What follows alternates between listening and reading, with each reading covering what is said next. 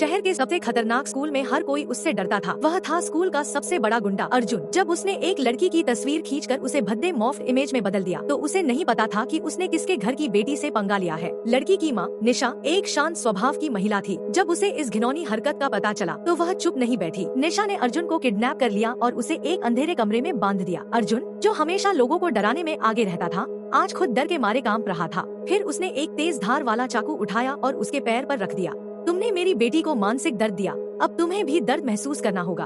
अर्जुन का चेहरा सफेद पड़ गया। उसने हाथ जोड़कर माफी मांगी, लेकिन अब देर हो चुकी थी। निशा ने चाकू चलाया और अर्जुन की चीखें पूरे कमरे में गूंज उठी। लेकिन जब सब खत्म हुआ तो अर्जुन ने देखा कि उसका पैर सही सलामत था। असल में निशा ने अर्जुन को हिप्नोटाइज किया था। उसने असली दर्द का एहसास दिलाने के लिए खास तरीके से उसका दिमाग प्रभावित किया था। अर्जुन को लगा कि उसका मांस काटा गया है, जबकि उसकी बॉडी को कोई नुकसान नहीं हुआ था। लेकिन उसके मन में इतना गहरा डर बैठ चुका था कि अब वह कभी किसी लड़की को परेशान करने की हिम्मत नहीं करेगा। अगले दिन निशा ने अर्जुन को एक व्हील चेयर में बैठाकर उसके पिता के पास भेजा, पर अर्जुन के पिता, जो शहर के सबसे भ्रष्ट पादरी थे, ने इसे गंभीरता से नहीं लिया। उन्होंने सोचा कि उनका बेटा फिर किसी गलत काम में फंस गया होगा। लेकिन निशा कोई साधारण महिला नहीं थी। वह और उसका परिवार असल में पूर्व खुफिया एजेंट और प्रशिक्षित हत्यारे थे। उन्होंने खतरनाक मिशनों से तौबा कर ली थी और एक आम जिंदगी जीने की कोशिश कर रहे थे। लेकिन अतीत उनका पीछा नहीं छोड़ रहा था। शहर में इन दिनों एक सीरियल किलर घूम रहा था, जिसे डेवलपर कहा जाता था। वह रात में अकेली लड़कियों को अपना शिकार बनाता था। एक दिन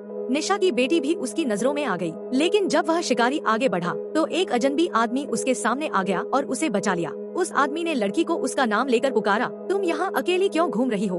उसने जानबूझकर उसका बॉयफ्रेंड बनने का नाटक किया ताकि शिकारी पीछे हट जाए। लड़की सुरक्षित घर आ गई, लेकिन निशा को महसूस हुआ कि कुछ गड़बड़ है। कौन था वह अजनबी? क्या वह असल में मदद कर रहा था या उसकी खुद की कोई खतरनाक योजना थी? एक रात निशा ने अपनी कार रोकी, तभी एक अजनबी ने आकर उससे लिफ्ट मांगी। वह एक आम आदमी नहीं था, वह वही खतरनाक सीरियल किलर था, डेवलपर। पर निशा को कोई डर नहीं था। तुम मुझे नहीं पहचानते, पर मैंने तुम्हारे बारे में बहुत सुना है, डेवलपर ने कहा, और मैंने तुम्हें पकड़ने के लिए बहुत इंतजार किया है। निशा मुस्कुराई और अगले ही पल डेवलपर उसके परिवार के बने हुए एक गुप्त तहखाने में कैद था। अब समस्या यह थी कि वे उसे पुलिस के हवाले नहीं कर सकते थे, क्योंकि उन्होंने खुद भी उसे गैरकानूनी तरीके से पकड़ा था। वे सोच ही रहे थे कि क्या करें।